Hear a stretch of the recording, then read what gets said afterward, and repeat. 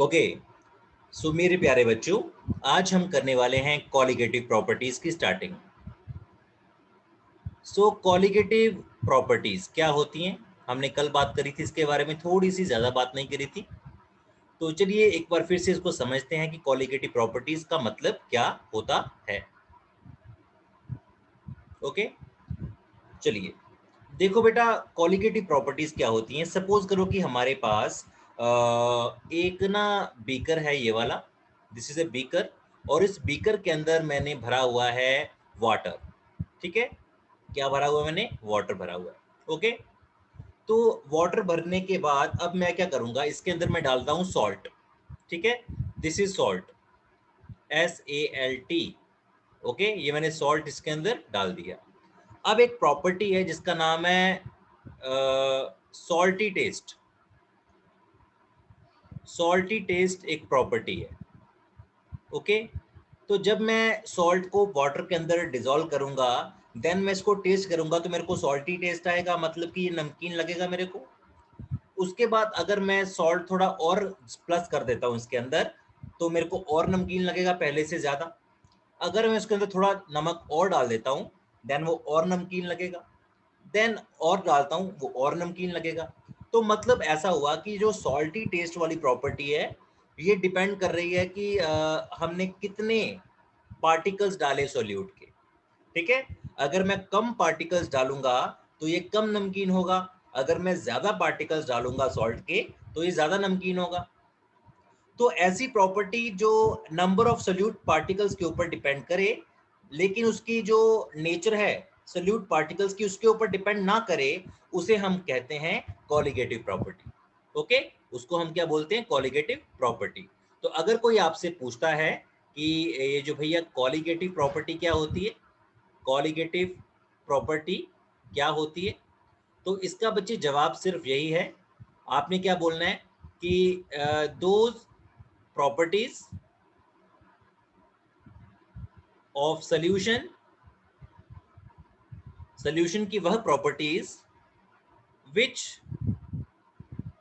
depends on which depends on the number of solute particles, number of solute particles, but do not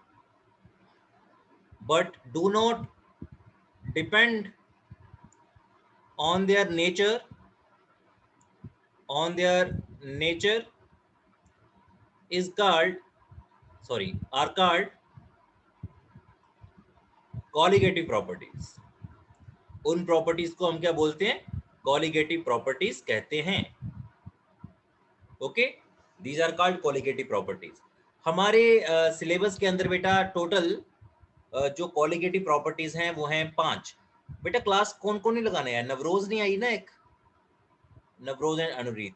चलो, तो there are total 4 colligative properties. ठीक है, 4 colligative properties बेटा main है यहाँ पर। उनके नाम मैंने कल भी बताए थे, एक बार फिर से बता देता हूं। तो the first colligative property is relative lowering in vapor pressure.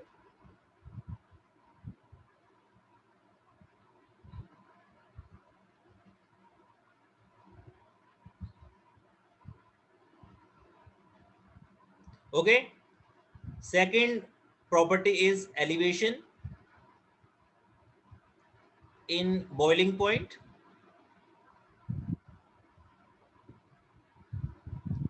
Third property is third property है बेटा हमारे पास depression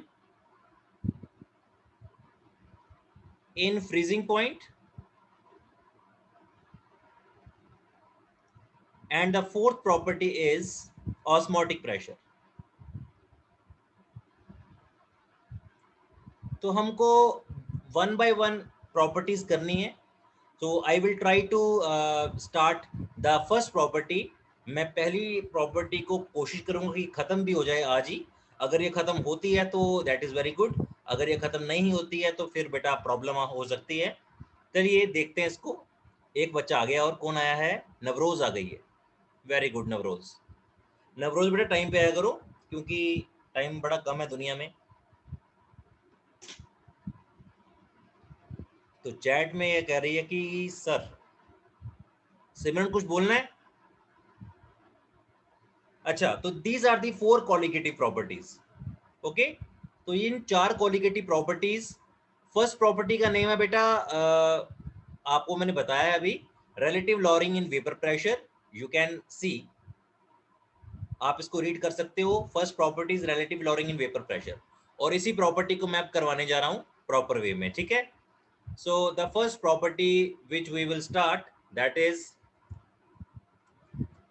relative lowering in vapor pressure. Okay, so it is relative lowering in vapor pressure. बेहद इंपॉर्टेंट प्रॉपर्टी है बेटा, बिल्कुल भी भूलने लायक नहीं है, इसको भूलना नहीं है कभी भी जिंदगी में।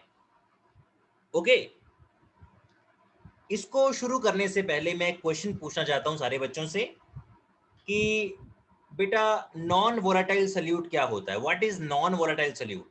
हाँ जी, मैं देखता हूं कि कौन बच्चा मुझे बता सकता है what is non volatile solute. मेरे बच्चे फटाफट से आंसर दीजिए, नॉन वोलेटाइल सॉल्यूट क्या होता है?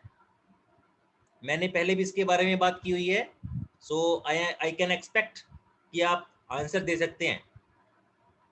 नॉन वोलेटाइल सॉल्यूट क्या होता है? एक होता है वोलेटाइल सॉल्यूट, दूसरा होता है non volatile solute. So what is non volatile solute? क्या मैं वेट करूं आंसर के लिए? यस और नो? तो एक मैसेज आ गया है मेरे पास, देखते हैं इसमें क्या लिखा हुआ है। Which does not evaporate on heating. Very good बेटा, तो आर्यन का आंसर है कि नॉन वोलेटाइल सॉल्यूट वो सॉल्यूट होता है जो इवेपोरेट नहीं कर सकता है, मतलब कि वो वेपर्स नहीं बनाएगा, ठीक है, एक भी वेपर नहीं बनाएगा। तो जो नॉन वोलेटाइल सॉल्यूट होगा, अगर वो वेपर नहीं बना रहा है, तो सीधा सीधा मतलब उसका ये निकलता है कि भाई उसका वेपर प्रेशर जीरो है, ठीक है, उसका वेपर प्रेशर जीरो है। अब सपोज करो कि एक है मेरे पास ए और एक है मेरे पास बी। ए और बी दो लड़के हैं, दो स्टूडेंट्स हैं स्कूल के अंदर। जो ए है वो काफी इंटेलिजेंट है, और जो बी है वो बिल्कुल ही डल है, नील है। तो इनकी टीम बन गई, दोनों की, इनकी क्या बन गई बच्चे? टीम बन गई। और इस टीम ने क्या करना है अभी? इस टीम ने बाकी टीमों के साथ एक क्विज खेलना है। ओके, सैम का भी आंसर आ गया, वेरी गुड बेटा। अच्छा, तो इस ए और बी की जो टीम है, ये हर क्लास में दो दो बच्चों की टीम पकड़ ली है सभी ने, स्कूल वालों ने। और अब क्या करेंगे कि ये एक क्विज करवा रहे हैं, और क्विज में जिसके मार्क्स ज्यादा आएंगे वो टीम जीत जाएगी। अब जो ए है ये काफी इंटेलिजेंट है, तो इससे इससे जब 10 क्वेश्चन पूछे गए तो उसने 10 के 10 का आंसर दे दिया। ओके, और जब बी से पूछे गए तो उसने एक भी नहीं दिया, जीरो। तो एक अच्छे और इंटेलिजेंट पर्सन की जब संगत में एक नालायक बच्चा आ गया, वीक स्टूडेंट आ गया, तो उनकी ओवरऑल परफॉर्मेंस जो है वो क्या हुई? अफेक्ट हुई। तो ये टीम क्या जीत पाएगी? नहीं जीत पाएगी, ये हार जाएगी। बिकॉज कि ये जो बी था इसने कुछ भी नहीं किया। तो जो ओवरऑल परसेंटेज थी, जब ए अकेला था तो उसकी अगर अकेले की परसेंटेज काउंट करें तो वो 100% बनती है। लेकिन अगर उसने टीम के अंदर जाना है तो इन दोनों की टीम की परसेंटेज काउंट होगी, विच इज 50%। राइट, ये चीज समझ आई? जिन बच्चों को ये चीज समझ आई एक बार हाथ खड़ा करेंगे फटाफट से। नवरोज का हाथ तो खड़ा हो गया भाई, नवरोज के बाद और किसने हाथ किया खड़ा? आयना कृति ने भी कर लिया, संयम ने भी कर लिया, आर्यन बेटा क्लियर है, वेरी गुड। सिमरन तेरे को क्लियर है? सिमरन, हाँ ठीक है, चलो ठीक है। अब सपोज करो कि बेटा यहां पर है दो लड़कियां हैं, सपोज करो, ठीक है, मान लो कि दो लड़कियां हैं। एक का नाम है आयना और एक का नाम है आकृति। नोट कुछ नहीं करना बेटा अभी, एक का नाम है आयना और एक का नाम है आकृति। अब मैंने केमिस्ट्री का टेस्ट लिया, ठीक है। अब मैंने क्या किया, केमिस्ट्री का टेस्ट लिया और मैंने आयनाकृति की एक टीम बना दी कि इन दोनों की टीम का जो मार्क्स है वही काउंट होगा। आयना ने लिए 10 में से, सपोज करो कि 10 में से 10 मार्क्स ले लिए, ठीक है। और आकृति ने लिए 10 में से 2 नंबर, सपोज कर लो, ठीक है आकृति। तो ये दोनों के नंबर कितने बन गए, 12 मार्क्स बन गए आउट ऑफ 20, ठीक है। अगर आयना अकेली पेपर देती तो उसके 100% मार्क्स आते, लेकिन इस टीम में आने की वजह से उसके मार्क्स अब कितने आए हैं, 60%, क्योंकि 12/20 इज 60%। ओके, तो ये चीजें होती हैं कि टीम वर्क में हर बंदा अच्छा परफॉर्म करेगा तभी उसको मार्क्स मिलेंगे। अब इसी चीज का हम फायदा उठाते हैं। देखो बेटा,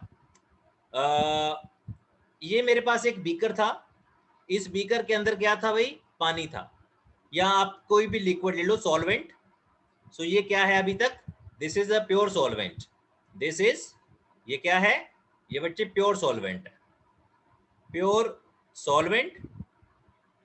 और इसका वेपर प्रेशर पता है कितना है, P0 है, ठीक है। इसका वेपर प्रेशर कितना है, P0 है। ओके, अब इसके अंदर मैंने क्या करा, मैंने अब इसके अंदर बेटा नॉन वोलेटाइल सल्यूट डाल दिया। क्या डाल दिया, नॉन वोलेटाइल सल्यूट। ओके, और नॉन वोलेटाइल सल्यूट डालने के पर अब जो है ये जो सल्यूट है, सॉल्यूट जो है उसका वेपर प्रेशर कितना है बेटा, P0B इज इक्वल टू 0, क्योंकि वो वेपर ही नहीं बनाएगा तो उसका 0 ही होगा। ओके, सो जो A है उसका वेपर प्रेशर है P0A, और जो B है उसका वेपर प्रेशर है 0। तो अब जब मैंने इन दोनों को मिक्स करा, तो इनका ओवरऑल वेपर प्रेशर डिक्रीज करेगा या इंक्रीज करेगा, इस बात का जवाब दोगे तभी क्लास आगे चलेगी। Overall vapour pressure will decrease और इंक्रीज। फटाफट से इसका आंसर दो बेटा, अगर इसका आंसर नहीं दे पाए तो क्लास आगे नहीं चलेगी। फटाफट, I am waiting for your answer. उंगलियां घुमाओ, डिक्रीज और इंक्रीज। ए का वेपर प्रेशर काफी ज्यादा है लेकिन बी का 0 है, तो दोनों को मिलाने पर ओवरऑल वेपर प्रेशर घटेगा या बढ़ेगा। जल्दी से आंसर दो, जल्दी से, हरी अप।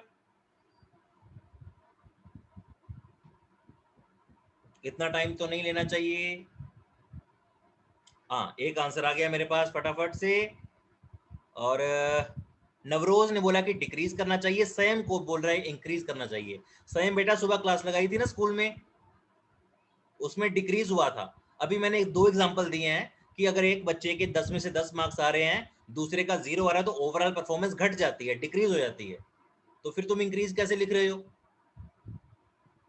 डिक्रीज होगा बेटा, ओवरऑल इसका वेपर प्रेशर डिक्रीज होगा। ओके, तो हम इसके ऊपर लगाएंगे राउल्ट लॉ। हम इसके ऊपर क्या लगाएंगे, राउल्ट लॉ लगाएंगे। According to Raoult's law, according to Raoult's law, Raoult's law के मुताबिक जो ए का प्रेशर है वो है भैया P डिग्री A एक्स ए, और जो बी का वेपर प्रेशर है सोल्यूशन के अंदर वो 0 है भैया, ठीक है। वो क्या है, 0 है। तो जो PS है,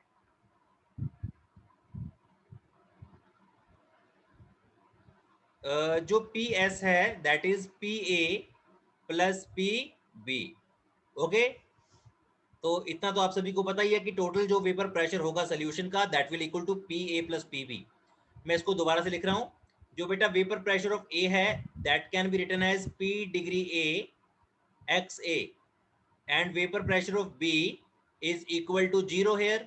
Therefore, the total vapor pressure which is PS is equals to PA plus PB. So we can write it as PS is equal to PA की वैल्यू क्या है, P0A XA प्लस PB की value क्या है, 0। तो मैंने यहाँ पर 0 रख दी, तो PS is equal to P0A XA। यहां तक क्लियर हुआ। इसका मतलब क्या है कि वेपर प्रेशर जो होगा सोल्यूशन का वो सिर्फ और सिर्फ सॉल्वेंट की वजह से होगा। सॉल्यूट ने तो 0 कर दिया सारा कुछ, सॉल्यूट का तो है ही नहीं, जितना भी है सारा का सारा जो मेहनत है वो एक ही है। So the total vapor pressure of solution is equal to only due to the vapor pressure of solvent. Here the vapor pressure of solute is 0. समझ आ रही है बात? थोड़ी फास्ट इसलिए मैं करवा रहा हूं क्योंकि लाइट चली गई थी आज, तो उसकी वजह से क्लास हमारी लेट हुई है। यहां तक क्लैरिटी है बेटा? जिन बच्चों को क्लैरिटी है हाथ खड़ा करेंगे फटाफट से, फटाफट से हाथ खड़ा करेंगे। कितने पार्टिसिपेंट ने हाथ खड़ा किया है? सिर्फ 2 ने, एक आर्यन और एक नवरोज। आयना, कृति, सैम एंड सिमरन, बेटा कोई प्रॉब्लम है? नहीं है। ओके, वेरी गुड, सभी का हाथ खड़ा हो चुका है बारी बारी करके। Okay, so this is the vapour pressure of solution. हमने देखा था कि जो मोल फ्रैक्शन होती है वो XA plus XB is equal to 1 होती है। मतलब सोल्यूट का मोल फ्रैक्शन प्लस सॉल्वेंट का mole fraction is equal to 1।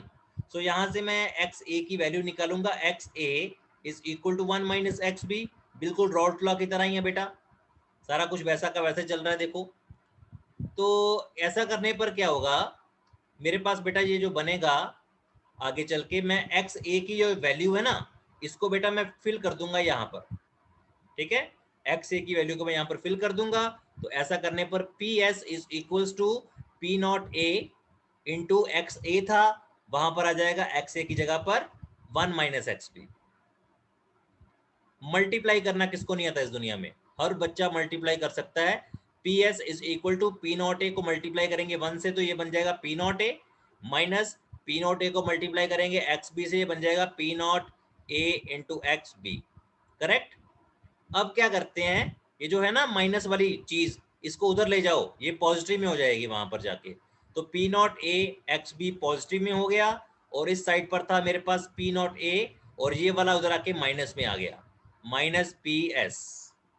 अब यहां से XB हमने निकाला, XB हमने जब निकाला तो ये क्या बन गया, P0A minus PS upon P0A।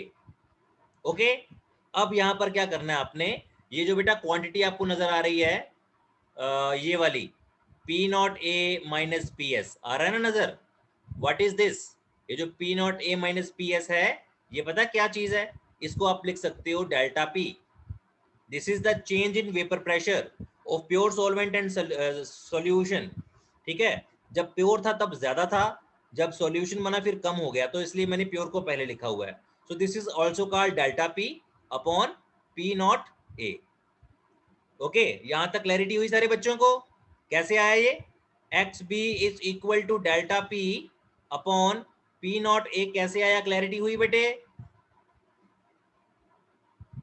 बेटा जल्दी आंसर दिया करो, थोड़ा पहले सोचते हो कि बोलूं कि ना बोलूं।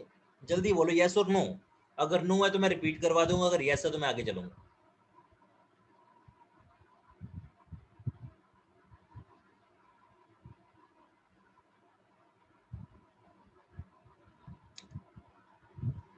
What is the response?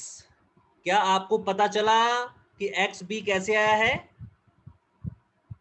Sir delta P कैसे आया ये बता दीजिए। ओके, मैं बता देता हूं। डेल्टा का मतलब होता है चेंज। ओके, डेल्टा का मतलब क्या होता है बेटा? चेंज होता है। तो ये जो P0A था, ये था प्योर का वेपर प्रेशर, जब प्योर था तब ज्यादा था, और बाद में सोल्यूशन घट गया। सपोज करो प्योर का था 100 और जो सोल्यूशन था वो था 70, क्योंकि ये कम था ना और ये ज्यादा था, तो इन दोनों का जो डिफरेंस है कि कितना चेंज आया, that is delta P। That is delta P बेटा।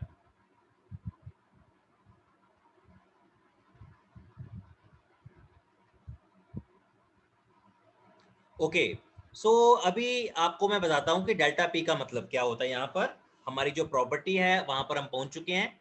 जो डेल्टा P है, डेल्टा P का मतलब है कि कितना वेपर प्रेशर गिरा, कितना वेपर प्रेशर कम हुआ। So delta P is the lowering in vapor pressure, lowering in vapor pressure। Delta P is the lowering in vapor pressure। तो लॉरिंग इन वेपर प्रेशर तो हमारी प्रॉपर्टी नहीं है, कॉलिगेटिव प्रॉपर्टी। कॉलिगेटिव प्रॉपर्टी का नाम था relative lowering in vapour pressure, और ये क्या है? सिर्फ लॉरिंग इन वेपर प्रेशर है। और डेल्टा P को जब हम डिवाइड कर देते हैं पी नॉट ए से, मतलब कि ये रेशियो है कि ये पहले कितनी थी। So this is called relative lowering in vapour pressure. ये हमारी प्रॉपर्टी है, relative lowering in vapour pressure. Lowering in vapor pressure is not a colligative property, but relative lowering in vapor pressure is a colligative property. बेटे 4 properties हैं, एक दिन में एक होती है ये, ठीक है। तो आपको आई होप कि पता चल चुका होगा कि relative lowering in vapour pressure क्या है। ओके, अब पेपर के अंदर सवाल क्या आता है? पेपर के अंदर सवाल बेटा आता है 5 नंबर का, आता था पहले, अभी 3 नंबर का क्वेश्चन आएगा आपको। क्वेश्चन क्या होगा कि define colligative properties. Colligative properties क्या होती हैं आपको ये बताना है, और साथ में बताना है कि prove that relative lowering in vapour pressure is a colligative property. आपको ये प्रूव भी करना है कि ये जो हमने प्रॉपर्टी निकाली है relative lowering in vapour pressure, ये कॉलिगेटिव प्रॉपर्टी ही है। तो आइए इस चीज को समझते हैं। अभी तक आपने आपको जब ये क्वेश्चन आएगा ना, मैं आपको समझाता हूँ कैसे करते हैं ये क्वेश्चन को। सपोज करो ये क्वेश्चन आ गया, डिफाइन लिख लेना चाहे आप, मैंने वैसे नोट्स में दिया हुआ है, नोट्स आपको मिल जाएंगे अभी। Define colligative properties and prove that relative lowering in vapor pressure is a colligative property. Okay, so this is the main question कि डिफाइन करिए कॉलिगेटिव प्रॉपर्टी क्या है। तो जब आपको इस क्वेश्चन का फर्स्ट पार्ट करना होगा, मतलब कि डिफाइन कॉलिगेटिव प्रॉपर्टी, तो इट मींस कि आपसे पूछा गया कि कॉलिगेटिव प्रॉपर्टी क्या होती है, तो आप क्या बोलोगे कि कॉलिगेटिव प्रॉपर्टी वो प्रॉपर्टी है विच depend on the number of solute particles but do not depend on their nature.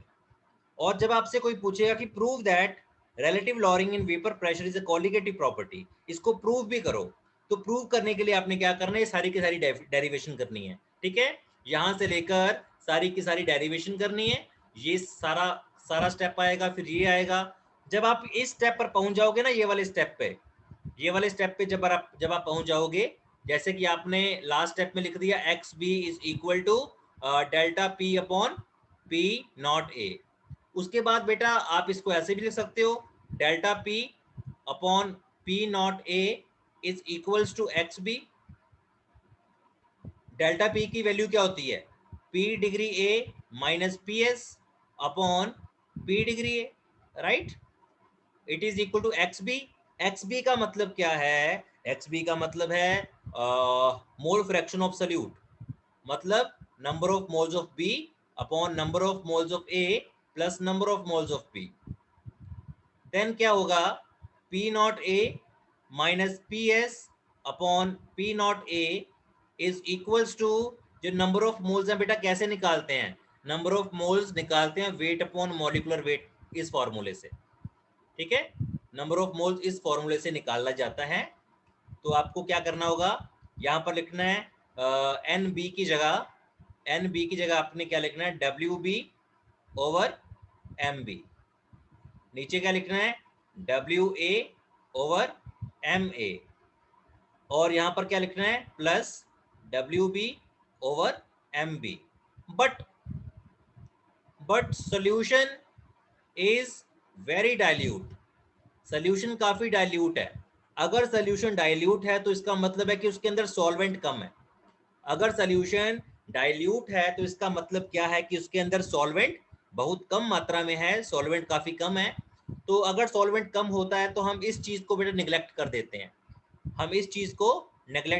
हैं, तो नेगलेक्ट जब मैं करूंगा तो मेरे पास क्या बचेगा, जब मैं नेगलेक्ट करूंगा तो मेरे पास बचेगा P naught A minus P S upon P naught A is equals to W B over M B upon W A over M A, और वो मैंने लिखा ही नहीं, ये चीज मैंने लिखी नहीं क्योंकि मैंने इसको क्या कर दिया, नेगलेक्ट कर दिया।